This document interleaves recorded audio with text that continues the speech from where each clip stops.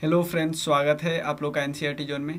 हम लोग जो टेस्ट स्टार्ट किए हुए हैं तो इसमें कैसे कैसे कर रहे हैं। इसमें तो दो टाइप के पेपर हम डिस्कस करें। एक तो हम अपना previous year question paper discuss करें डिटेल में, 3 वीडियो ऑलरेडी आ चुका है उसमें। एक वीडियो में हमने कवर किया एंशिएंट और मेडाइवल, सेकेंड वीडियो में कवर किया मॉडर्न हिस्ट्री, थर्ड वीडियो में हमने ज्योग्राफी और पॉलिटी। अभी हम 66th बीपीएससी का पेपर डिस्कस करें डिटेल में। 2 वीडियो में और कवर हो जाएगा। एक में हम पूरा साइंस डिस्कस करेंगे, एक में इकॉनमी और बाकी वाला पार्ट इकॉनमी और मैथ्स डिस्कस करेंगे। उसके बाद करेंट अफेयर्स को बस हम इस तरह से डिस्कस करेंगे कि किस किस टाइप के क्वेश्चन आते हैं। ठीक है, आप इसको ज्वाइन कर सकते हो आराम से।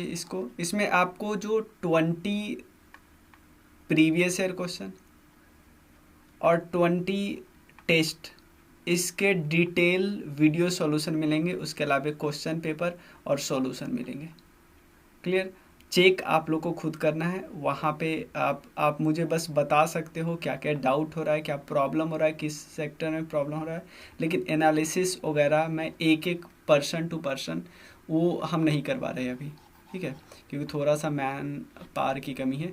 तो इसका इन दोनों का प्राइस आपको सिर्फ पड़ेगा 299। अगर सिंपल आप सिर्फ प्रीवियस ईयर क्वेश्चन का वीडियो लेना चाहते हो या टेस्ट वाला वीडियो लेना चाहते हो तो ये 199 का है।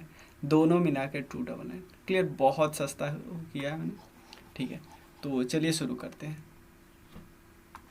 ध्यान रखिए, फर्स्ट क्वेश्चन है which one of the following pair is not correct. कौन सा पेयर इसमें करेक्ट नहीं है। 4 ऑप्शन है। ये ऑप्शन किस बेसिस पे है? देखो, ये ऑप्शन है, आपको पता ना हमारा स्टोन एज है। स्टोन एज में सबसे पहले कौन सा? पैलियोलिथिक, जिसको ओल्ड स्टोन बोलते हैं, पैलियोलिथिक। पैलियोलिथिक को हम 3 पार्ट में और डिवाइड करते हैं। पैलियोलिथिक के बाद आया मेजोलिथिक, मेजोलिथिक के बाद आया नियोलिथिक। ठीक है, पैलियोलिथिक को हम क्या बोलते हैं? Old stone age.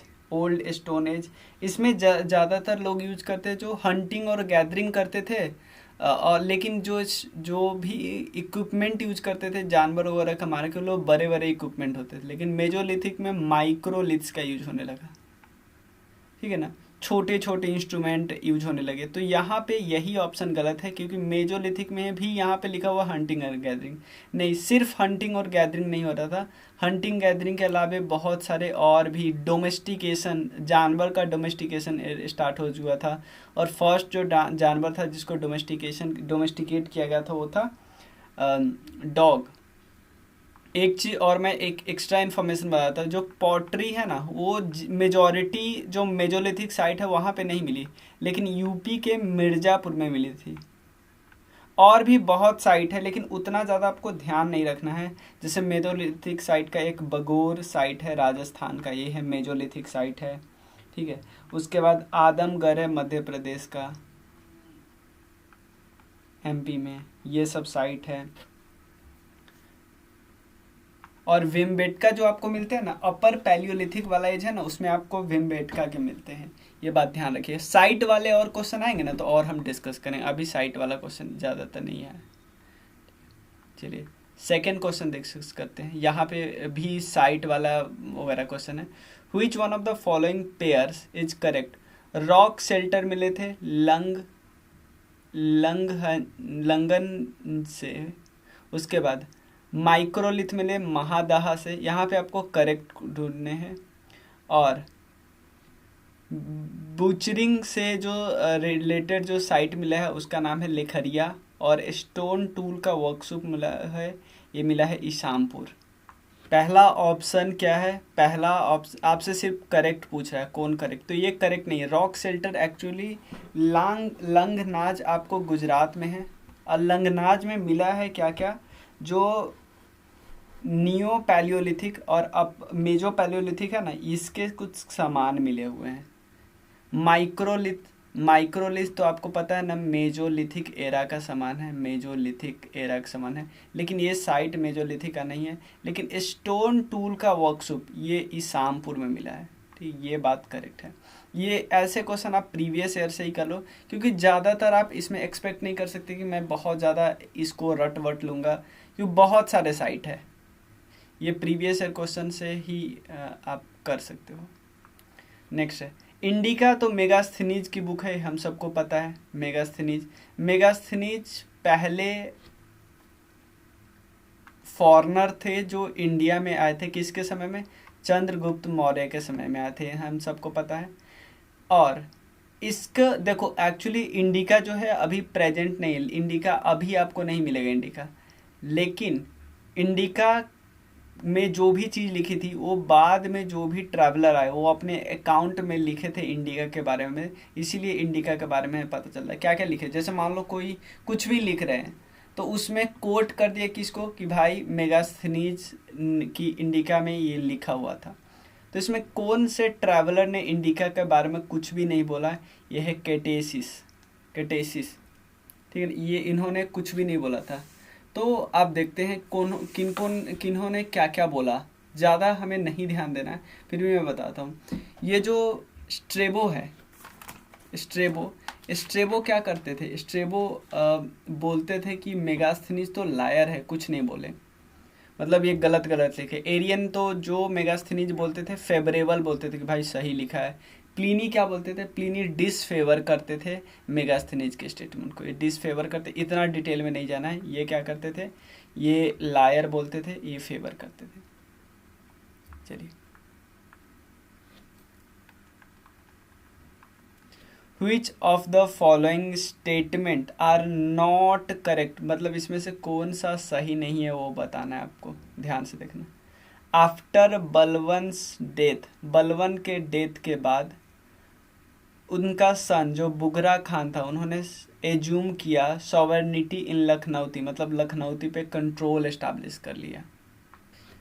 ये गलत स्टेटमेंट है, लेकिन और देखते हैं और कौन सा गलत है। अलाउद्दीन खिलजी एक्सटेंडेड, देखो अलाउद्दीन खिलजी को बहुत महान बोला जाता है कि बहुत एक्सटेंड कर लिया, लेकिन साउथ इंडिया में बहुत आए गए, लेकिन बंगाल तक अपने आप के साम्राज्य को नहीं संभाल वो किया था, एक्सटेंड किया था। C option. Ghiyasuddin Tughlaq made became part of Delhi सल्तनत, नहीं ये भी नहीं। Firoz Shah Tughlaq invaded Bengal twice during the reign of Shamsuddin Ilyas Shah, ये सिर्फ करेक्ट है, पहला दूसरा तीसरा इनकरेक्ट है। तो आपसे नॉट करेक्ट पूछा तो ये करेक्ट है। क्लियर है ना? तो दिल्ली सल्तनत के कई लोगों ने ट्राई किया, लेकिन आफ्टर ऑल बंगाल को कब्जा किसने किया? फिरोज शाह तुगलक ने। किसके समय में उस पर बंगाल पे उस समय रोज राज कौन कर रहा था? शमसुद्दीन इलियास, ठीक है ना? तो ये काफ़ी स्टेटमेंट वाला क्वेश्चन भी, इसीलिए ये प्रैक्टिस सेट मुझे इतना सही लगा कि इसमें एकदम ऐसा नहीं कि आपको सिंगल वर्ड क्वेश्चन मिलेगा, लेकिन इन्होंने काफ़ी ट्राई किया है थोड़ा सा एक लेवल ऊपर जाने का ताकि हमें फ़ायदा मिले। चलिए, who term the domination of Sultan Muhammad Tughlaq, अब देखो सुल्तान मुहम्मद तुगलक, ये मोहम्मद बिन तुगलक की बात करें तो मोहम्मद बिन तुगलक के डोमिनेशन को किसने बोला कि ये डोमिनेशन को as a Hind and Sindh बोला? ऐसे बोल सकते हैं कि हिंद महासागर से लेके सिंध तक कंट्रोल था, इसलिए हिंद एंड सिंध बोला। ये बोले इब्न बटूटा आए थे मोहम्मद बिन तुगलक के समय में, जब राज मोहम्मद बिन तुगलक कर रहे थे। और मोहम्मद बिन तुगलक के बारे में बताया जाता है इन्होंने दौलताबाद में कैपिटल चेंज किया था, दौलताबाद, दिल्ली से दौलताबाद किया था, जो कि गलत निर्णय साबित हुआ था। उसके बाद मोहम्मद बिन तुगलक को ही सबसे ऐसा बोला जाता है सबसे दिमाग वाला बेवकूफ़, ऐसे कुछ स्टेटमेंट के बारे में है। रिहला किताब है किनकी? मतलब रिहला जो सिंपल समझो ना, जो ब्लॉगिंग करते थे इब्न बटूटा, उन्होंने किताब लिखी थी रिहला। और इब्न बटूटा कहाँ से बिलोंग करते थे? मोरक्को से, ठीक है ना? इनको बनाया गया था काजी, मतलब जज बनाया गया था मोहम्मद बिन तुगलक में। फिर दोनों के बीच टर्म्स ख़राब हो गए तो इनको जेल में भी डाल दिया गया था कुछ समय के लिए, ठीक है, बाद में निकाल दिया गया। In which year did Robert Clive accepted the diwani of Bengal, Bihar और Orissa from the Mughal ruler? आपको पता है ना, बैटल ऑफ बक्सर हुआ था इन 1765, इससे पहले बैटल ऑफ प्लासी हुआ था। बैटल ऑफ बक्सर हुआ था, एक तरफ थे MBA मुगल, बंगाल और अवध। मुगल से कौन थे? शाह आलम II, बंगाल से मीर कासिम और अवध से शुजा उदौला। तो जब वॉर ख़त्म हो गया उसके बाद ट्रीटी साइन हुआ जिसको बोलते हैं treaty of Allahabad. Treaty of Allahabad sign हुआ और पहला ट्रीटी साइन हुआ मुगल से। मुगल को बोला गया कि आप दीवानी राइट दे दो बंगाल बिहार उड़ीसा का हमें। ये 1765 में साइन हुआ। ऑप्शन देख लेते हैं। 17 नहीं कोई ऑप्शन नहीं, इसलिए ई इज करेक्ट। आप देखो जब ऐसा क्वेश्चन पूछेगा आप बिल्कुल कॉन्फिडेंट हो कि यार 1675 हो, तो आप तब मत सोचना कि यार इसके आसपास वाला लगा देते, नहीं, आप डायरेक्टली ही जाओ। ठीक है। द ट्रीटी ऑफ वसेन, ये जब हम मराठा वाला चैप्टर किए थे तब हमने किया था ट्रीटी ऑफ वसेन। ट्रीटी ऑफ वसेन किस किस के बीच साइन हुआ था? एक तरफ थे इंग्लिश और एक तरफ थे पेशवा बाजीराव टू। क्लियर? एक तरफ थे इंग्लैंड और एक थे पेशवा बाजीराव टू। ये मराठा पेशवा थे, कहाँ के? पुणे के, आफ्टर बैटल ऑफ पुणे। चलिए 7th नंबर हो गया। 8 number question, the home rule movement started by Annie Besant. दो लोग थे, एक एनी बेसेंट और एक थे कौन? बताइए, तिलक साहब। एनी बेसेंट इंपॉर्टेंट इसलिए क्योंकि फर्स्ट वुमेन प्रेसिडेंट बनी थी। कहाँ की? इंडियन नेशनल कांग्रेस की। कब? 1917 में। आपको बताना है वो जगह कौन सा था। ठीक है ना। मेन होम रूल लीग का क्या मतलब था? ये सेल्फ गवर्नमेंट की बात करते थे, सेल्फ रूल की बात करते थे। ये करेक्ट है। बाकी बायकॉटिंग नहीं, ये तो हम स्वदेशी में बात करते थे ना, स्वदेशी और बायकॉट मूवमेंट में। एजुकेशन की बात तो हम कर ही रहे थे। Agitating against the British monopoly, नहीं, ये भी नहीं। सी इज ए करेक्ट आंसर। ठीक है। ये यहाँ पे देखिए, which proto historic site has yielded the evidence of thread of raw silk. यानी सिंपल पूछा है कौन से प्रोटो हिस्टोरिक साइट। आप क्वेश्चन होता है भाई प्रोटो हिस्टोरिक का मतलब होता है, सबसे पहले होता है प्री हिस्ट्री, उसके बाद प्रोटो हिस्ट्री। प्रोटो हिस्ट्री का मतलब है जहाँ पर रिटन एविडेंस है भाई, रिटन एविडेंस है, बट आप डिसाइफर नहीं हुआ अभी तक। लाइक इंडस वैली सिविलाइजेशन हमारे पास है, लेकिन हमने अभी तक क्या किया है? डिसाइफर नहीं किया है। क्लियर? तो proto historic site has yielded the evidence of thread. किस साइट से मिला? ये साइट का नाम है नेवासा। ठीक है ना, नेवासा साइट है, वहां से हमें मिला था। क्लियर? नेवासा। चलिए नेक्स्ट है, ये बहुत इंपॉर्टेंट क्वेश्चन है क्योंकि इसी इंस्क्रिप्शन से हमें पता चला कि जो आर्यंस लोग आए हुए हैं वो सेंट्रल एशिया से आए हुए हैं। तो बुगाज कुई इंस्क्रिप्शन फ्रॉम एशिया माइनर्स, क्योंकि यहाँ पे जो इस गॉड की बात कर रहे थे वो गॉड एक्चुअली हमारे वैदिक पीरियड की गॉड है। तो इसका मतलब वैदिक पीरियड में जो आर्यंस आए थे वो यहीं से आए होंगे। तो ये कौन कौन से गॉड की बात की गई है यहाँ पे वो आपको बताना है। तो ये गॉड है इंद्र।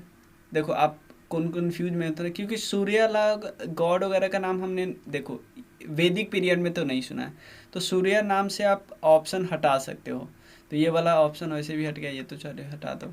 वैसे नहीं हटा रहे लेकिन ऐसे में ऑप्शन हटना। चलिए अब इंद्र वरुण, ये तो हमें पता है, ये दोनों तो होंगे ही होंगे, इंद्र वरुण। इसमें वरुण नहीं है तो ये हटा दो। अब इंद्र वरुण मित्र अग्नि, नहीं, इंद्र मित्र, आप क्योंकि ये कंफ्यूजन करने के लिए दिया है, ये ऑप्शन करेक्ट है, इंद्र मित्र वरुण और नयस्ता। चलिए, to which of the following tribe did king Sudas describe in the Rigveda as having defeated 10 king. मतलब सिंपल आपसे पूछ रहा है कि कौन से ट्राइब के किंग थे, मतलब कौन से ट्राइब के वो पर्टिकुलर किंग थे, किंग का नाम है सुदास, जिन्होंने डिफीट किया था, हराया था 10 किंग्स को। ये त्रिस्तु ट्राइब से बिलोंग करते थे। ये लड़ाई किस रिवर के किनारे हुई थी ये भी पूछा गया है एक बार एग्जाम में। ये रवि रिवर के किनारे हुई थी, ये भी हमें पता होना चाहिए। रवि रिवर। और किस मंडल में, ऋग्वेदा के किस मंडल में जिक्र किया गया है? 7th मंडल में। ठीक है, चलिए नेक्स्ट क्वेश्चन करते हैं। 12 नंबर क्वेश्चन है, which one of the following Sangam poet has mentioned about the hoarded wealth of the rulers of Nanda dynasty. देखो ये सब क्वेश्चन काफ़ी टफ है, मतलब हिस्ट्री में मैं कुछ क्वेश्चन यहाँ पे अभी आपको दिखा रहा हूँ, वो काफ़ी टफ वाला क्वेश्चन है। ये टेस्ट सीरीज में ऐसे ही बनाया जाता है। तो टेस्ट सीरीज को लेके आप जैसे हम लोग प्रीवियस ईयर क्वेश्चन किए थे, प्रीवियस ईयर क्वेश्चन में ऐसे, लेकिन हमें कर लेना है। ठीक है, टेस्ट सीरीज का तो यही फायदा है कि कुछ कुछ हम एक्स्ट्रा टफ वाला क्वेश्चन भी हम कर लेते हैं। ठीक है, क्योंकि संगम लिटरेचर ने हमने पूरा डिस्कस कर लिया, लेकिन संगम लिटरेचर में ये लाइन आपको नहीं मिलेगी। ठीक है, इवन आपको ये तमिलनाडु बोर्ड के बुक में भी नहीं मिलेगी। तो ये होर्डेड वेल्थ की बात कौन से पोएट करते थे? ये है ममू लानर। ठीक है, अब थोड़ा हम बेसिक जानकारी डिस्कस कर लेते हैं। 3 संगम हुआ था, फर्स्ट, सेकंड, थर्ड। जो सेकंड संगम हुआ था ना, उसका एक ही काम बचा हुआ है, जिसका नाम है तोलकापियम। सेकंड संगम का क्या बचा हुआ है? तोलकापियम।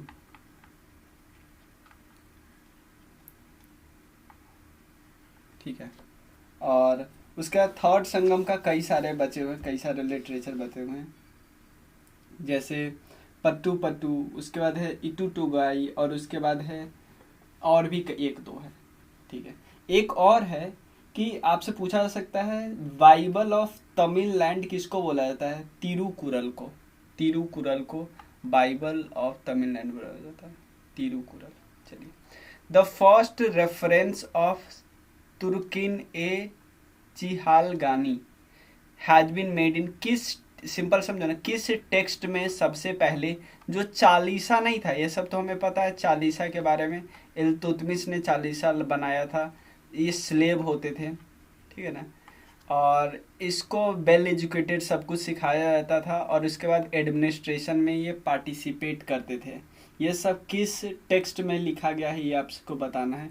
ये लिखा हुआ है फुतुवे सलातिन में, फुतुवे सलातिन में। ठीक है ना, ये तो नेक्स्ट वाला क्वेश्चन आसान है। तुलसीदास जी की कई सारी किताबें हैं, उनमें से कौन सी किताब है? कवितावली, रामचरितमानस, गीतावली, क्या है? गीतावली, ये किताब है। इसके अलावा और भी एक दो किताब है, जैसे विनय पत्रिका, उसके बाद है जानकी मंगल। ये सब किताब तुलसीदास जी की है। तो ऑल ऑफ द अबव, ये कुछ ऑप्शन अजीब बनाए गए हैं। ठीक है, ये क्वेश्चन आपको नहीं भी पता हो ना तो आराम से कर सकते हो, क्योंकि हमें ब्रिटिश पॉलिसी की 2 अलायंस डिस्कस की थी। एक सब्सिडरी अलायंस वेलेस्ली के समय में, एक doctrine of lapse Lord Dalhousie के समय में। ये 1798 के समय, ये 1848 के समय। इसमें क्या आया था डॉक्ट्रिन ऑफ लैप्स में, कि अगर आपका रियल हेयर नहीं है, आपका अपना बच्चा नहीं है, तो आपके राज्य को ब्रिटिश में मिला लिया जाएगा। तो ये तो डॉक्ट्रिन ऑफ लैप्स की बात है ना, है ना, डॉक्ट्रिन ऑफ लैप्स की बात है ना, रियल हेयर वाला। तो रियल हेयर वाला यहाँ पे क्या करने आया है? समझ में आया ना? यानी इसमें से कौन सब्सिडी अलायंस का पार्ट नहीं है? D option is correct answer, क्योंकि ये डॉक्ट्रिन ऑफ लैप्स का पार्ट है। इसमें बस ये था कि ब्रिटिश अपना फोर्स रख सकता था स्टेट के अंदर। सिंपल है कि मान लो एक स्टेट है, स्टेट बोलेगा कि सर हम अपना, इस स्टेट को ब्रिटिश आके बोला कि तुम अपना फोर्स क्यों लगते हो, तुम मुझे पैसा दे दो, तुम्हारा कंट्रोल, तुम्हारी सिक्योरिटी हम करेंगे। ठीक है, और इसके अलावा अगर इसको कुछ और किसी और से वॉर करना है या किसी से पीस करना है किसी, तो इसमें ब्रिटिश का प्रायर परमिशन जरूरी, ब्रिटिश से पहले करेंगे। और ब्रिटिश के अलावे किसी और से रिलेशन ये नहीं रख सकते। तो वही ना, state should not have relation with any European power except English. तो डी इज करेक्ट आंसर। चलिए, नेक्स्ट है, in which of the following place the centre of stone tool manufacture is find. Stone tool की बात करें, ये किस site में stone tool, देखो ये साइट वाले क्वेश्चन ज़्यादा आएंगे नहीं। इस्लामपुर वो साइट है, तो इस्लामपुर कोई ऑप्शन नहीं है। ये काफ़ी टफ बनाया गया क्वेश्चन, ये काफ़ी टफ है, क्योंकि आप खुद सोचो साइट वाले क्वेश्चन इतना ज़्यादा, तो आप इसमें क्योंकि 2-3 क्वेश्चन इस पेपर में साइट से क्वेश्चन आ गया, और साइट से बहुत रेयर क्वेश्चन आया है, 1-2 बार आया, वो भी बिहार स्पेसिफिक। तो आप इसको स्किप भी कर सकते हो ऐसे क्वेश्चन को, लेकिन 1-2 कर लेने में क्या, प्रीवियस ईयर क्वेश्चन या टेस्ट सीरीज वाले के क्वेश्चन कर लेने में क्या है, रिपीट हुआ तो हम कर लेंगे। ठीक है, क्योंकि ऐसे क्वेश्चन पे टाइम हमें वेस्ट नहीं करना है बहुत ज़्यादा। चलिए, which of the following statement is not true, इनमें से कौन सा स्टेटमेंट करेक्ट नहीं है? तो इसमें पूछ रहा है कौन सा सही नहीं, यानी कौन सा गलत ऑप्शन है वो पूछ रहा है। Sultan Zainul Abidin never allowed the Sayyid to grab the, ये जो किंग थे ना वो कश्मीर के किंग थे, ये आपको पता है, ये करेक्ट ऑप्शन है। ही हिमसेल्फ आमिर उल मोमिनीन, ये अपने आप को आमिर उल मोमिनीन बोलते थे। उसके अलावा he took immense interest in agriculture protection, सही है। He abolish the post of Shaikh ul Islam, ये गलत स्टेटमेंट है। अब क्वेश्चन होता है शेख उल इस्लाम का मतलब होता क्या है, क्या होता है इस पोस्ट में। देखो इसमें ऐसा होता था कि कोई अगर स्कॉलर इस्लामिक साइंस में बहुत अच्छा काम किया है तो उसको ऑनर, उसके ऑनर में एक टाइटल दे दिया जाता है जिसको बोलते थे शेख उल इस्लाम। मतलब इस्लामिक साइंस में कोई बहुत अच्छा काम करता था उसको एक टाइटल मिलता था। ठीक, नेक्स्ट, ये तो बहुत बेसिक क्वेश्चन है कि जहांगीर ने दो पेंटर के बारे में, क्योंकि जहांगीर के समय में पेंटिंग पिनेकल पे था, तो जहांगीर ने दो पेंटर को बोला था कि ये इतने बड़े मास्टर है कि इनका कोई राइवल ही नहीं है। किन के बारे में बोलते थे, ये बोलते थे अब्दुल हसन और उस्ताद मंसूर के बारे में। ठीक है ना, अब्दुल हसन और उस्ताद मंसूर 1 और 3। ठीक है। Which one of the following state was not a nation state in 17th century? देखो इसमें से इंग्लैंड भी नेशन स्टेट बन चुका था, फ्रांस भी बन चुका था। यहाँ पे पूछा कौन नहीं बना, जर्मनी नहीं बनता। फ्रांस, स्पेन, इंग्लैंड ये सब पहले से नेशन स्टेट बन गया था, जर्मनी नहीं। ठीक है। Consider the names of the following cities of Delhi, इसमें पूरा क्वेश्चन नहीं है यार। ठीक है ना, इसको हम रहने देते हैं क्योंकि इसमें कुछ पूरा पता नहीं चल रहा। Consider the names of the following cities of Delhi, इसके बाद कुछ क्वेश्चन होना चाहिए ना। चलिए नेक्स्ट है, which of the following was true of the James Augustus Hicky, he was the pioneer of Indian journalism, correct है। He is the founder of Bengal Chronicle, नहीं बंगाल गैजेट के थे ना, तो ये तो गलत हो गया, तो यही तो पूछ रहा है। आगे ऑप्शन देख लेते हैं।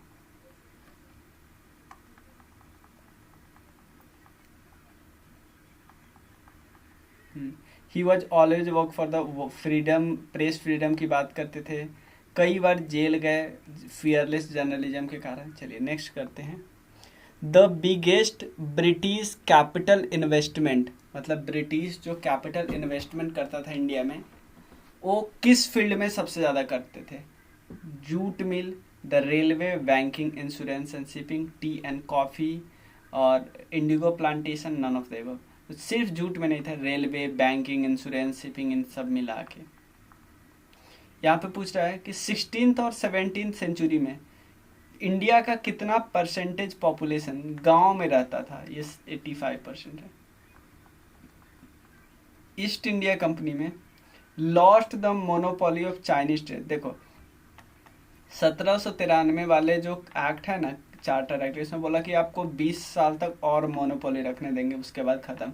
1813 के एक्ट में क्या किया, चाइना के साथ मोनोपोली को रहने दिया, इंडिया के टी के साथ रहने दिया, बाकी हटा दिया।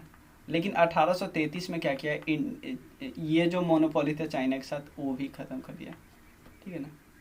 चलिए यहाँ पे सेम क्वेश्चन पूछा है कि company monopoly over trade with India ended कब हुआ, ये 1813 में। समझ रहे हो ना। इसके बाद बोला कि आप टी में रह सकते हो और चाइना में रह के से कर सकते हो, लेकिन बोला कि 20 साल बाद ये भी खत्म कर देंगे, तो 1833 में ये भी खत्म कर दिया। समझ में। Who was the governor of Bengal between 16, नहीं, ये तो होगा 1767 टू 1769, क्योंकि ये जो गवर्नर वाला पोस्ट बना ही था कब, after battle of Buxar. Battle of Buxar क्या हुआ था, 1765 में हुआ था। समझ में आना। तो ट्रीटी हुआ था, ट्रीटी ऑफ इलाहाबाद हुआ था। तो पहले गवर्नर कौन बने थे, रॉबर्ट क्लाइव। सेकेंड गवर्नर कौन बने थे, रॉबर्ट क्लाइव के बाद सेकेंड गवर्नर कौन बने थे, वेरलेस्ट बने थे, याद रखिएगा। ठीक है ना। इनको बनाया। इनिशियली क्या हुआ, बैटल ऑफ बक्सर से पहले इनको जेल में डाल दिया गया था। इसको किसके द्वारा, नवाब ऑफ बंगाल के द्वारा। लेकिन बैटल ऑफ प्लासी के बाद इनको रिलीज किया गया। चलिए नेक्स्ट है, ये तो हो गया 26 हो गया, 27 नंबर क्वेश्चन देखो। ऐसे क्वेश्चन आराम से आप एक एक ऑप्शन रीड करना, आराम से आपको हो जाएगा। What which of the following was not, कौन सा कॉज नहीं है इंडियन सोल्जर वेयर सब बोथ इन इंडिया। ये कारण है ना, क्योंकि हमें आउटसाइड भेजते थे, और आउटसाइड भेजने से आपको पता है क्या है उस समय का क्या था रिलीजन में, क्या क्या था कि अगर आप एक 7 समुद्र को पार कर दिए तो आप अपने रिलीजन को खो देंगे, और स्पेशल कोई भट्टा नहीं मिलता था अगर बाहर जॉब करने जाए तो।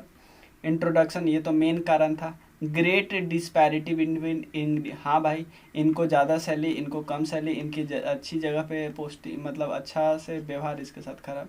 The desire of all Indians to shake up, भाई ऑल इंडियंस हम कितना बार पढ़ते हैं इसके कंसिक्वेंसेस में, इनके डिमेरिट्स में, कि कुछ ही लोग नॉर्दर्न इंडिया के लोग पार्टिसिपेट करे थे, तो ऑल इंडियंस क्या हुआ। और कभी भी ये पूरे कॉलोनियल एरा को हटाने का, सबका अपना अपना, कोई कॉलोनियल एरा को हटाने का मकसद नहीं था, सबका अपना अपना कुछ प्लान था, ठीक है।